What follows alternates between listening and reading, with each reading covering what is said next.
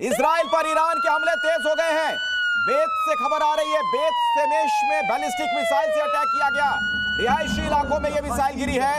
Iran के हमले में 8 लोगों की जान चली गई। तो ईरान के हमले में 8 लोगों की मौत हो गई। और सबसे दुखद स्थिति है कि अब रिहायशी जो इलाके हैं, जहां पर आम शहरी रहता है, आम लोग रहते हैं, उन ठिकानों को भी निशाने पर लिया जा रहा है।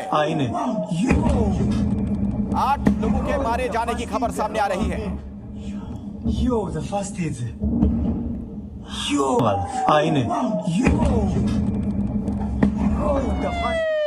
एक और ब्रेकिंग न्यूज आपको दे दें, यरूशलेम पर ईरान ने बड़ा हमला कर दिया है। हमले में 3 की मौत हो गई, 40 के घायल होने की खबर सामने आ रही है। ईरान ने जबरदस्त बमबारी की है। ये देखिए, चीख पुकार मच गई। वहां पर आप लोगों की आवाज सुन पा रहे होंगे जो घबराए हुए थे। Oh shit! It's a motherfucking rocket! Oh shit! It's a motherfucking rocket! Oh shit! It's a motherfucking rocket! Oh shit! It's a motherfucking rocket! Oh shit! It's a motherfucking rocket! Paschim Asia में बढ़ते तनाव का असर पूरी दुनिया की अर्थव्यवस्था पर अब दिखने भी लगा है।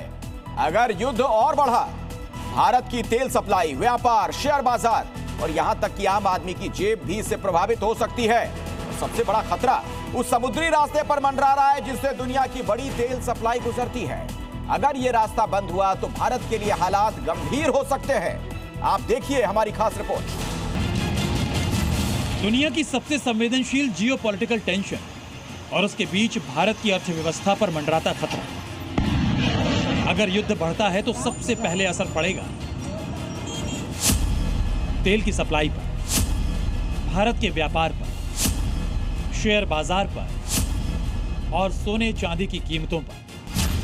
भारत के लिए सबसे बड़ा जोखिम है हॉर्मुज स्ट्रेट। यह दुनिया का सबसे अहम तेल समुद्री मार्ग है। ओमान और ईरान के बीच स्थित है। भारत अपनी जरूरत का ज्यादातर कच्चा तेल यहीं से मंगवाता है। सऊदी अरब, इराक, कुवैत और यूएई को क्रूड ऑयल भी इसी रास्ते से मिलता है। आंकड़े बताते हैं कि भारत रोजाना करीब 26 लाख बैरल कच्चा तेल इसी रास्ते से मंगवाता है।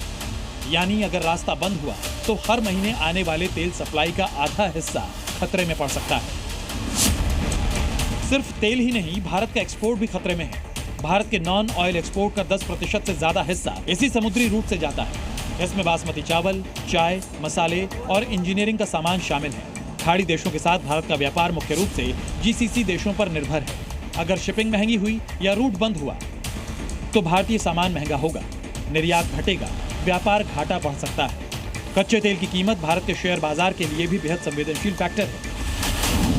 जब दुनिया में तनाव बढ़ता है, निवेशक सुरक्षित निवेश की ओर जाते हैं, तो सोने की मांग बढ़ती है और चांदी की कीमतों में भी उछाल आता है। अगर अमेरिका सीधे युद्ध में शामिल हुआ तो डॉलर का बैलेंस बिगड़ेगा और सोने की डिमांड भी बढ़ सकती है। यानी साफ है कि पश्चिम एशिया की जंग सिर्फ कुछ देशों तक सीमित नहीं रहेगी। अगर युद्ध आगे बढ़ा तो भारत समेत पूरी दुनिया के व्यापार और बाजार पर इसका बड़ा असर पड़ेगा, जिससे आम आदमी को महंगाई की मार झेलनी पड़ेगी। ब्यूरो रिपोर्ट, जी मीडिया।